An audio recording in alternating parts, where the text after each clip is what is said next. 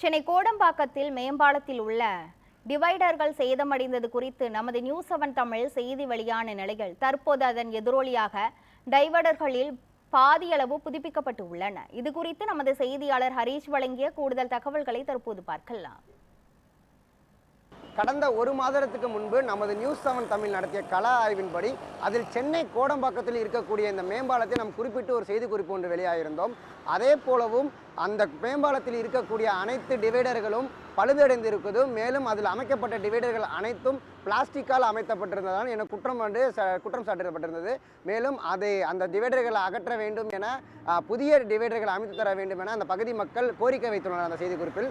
அதே போலவும் குறிப்பாக நேற்று இரவு நமது நியூஸ் 7 தமிழ் எதிரொலியாக இந்த மேம்பாலத்தில் இருக்கக்கூடிய டிவைடர்கள் அனைத்தும் புது டிவைடர்கள் அமைக்கப்பட்டிருக்கிறது.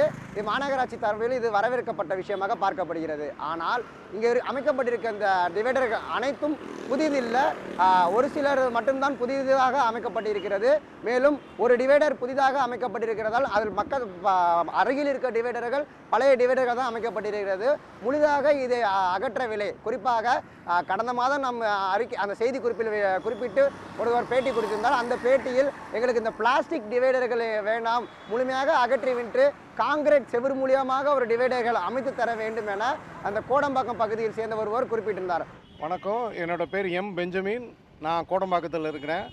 இந்த கோடம்பாக்கம் மேம்பாலத்தில் இந்த டிவைடர்கள் ஒரு 10 நாளைக்கு முன்னாடி ரொம்ப சேதமடைஞ்சு போயிருந்துச்சு.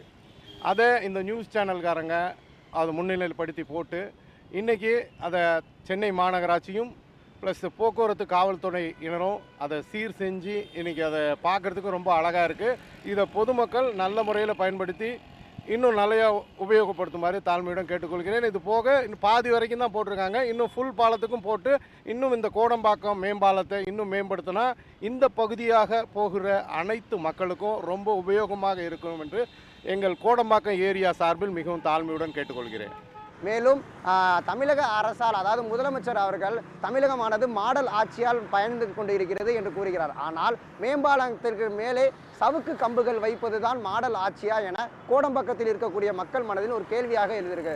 அதனால் உடனடியாக இந்த மேம்பாலத்தில் இருக்கக்கூடிய பிளாஸ்டிக் அந்த டிவைடர்களை அகற்றிவிட்டு முழுமையாக காங்கிரீட் டிவைடர்கள் அமைத்து தர வேண்டும், அல்லது முழுமையாக புதிதாக இந்த பிளாஸ்டிக் டிவைடர்கள் அமைத்து தர வேண்டும் என இந்த பகுதி மக்கள் எதிர்பார்க்கப்படுகிறார்கள். நியூஸ் 7 தமிழ் செய்திகளுக்காக ஒளிப்பதிவாளர் சந்திரனுடன் செய்தியாளர் ஹரீஷ் மனோகரன்.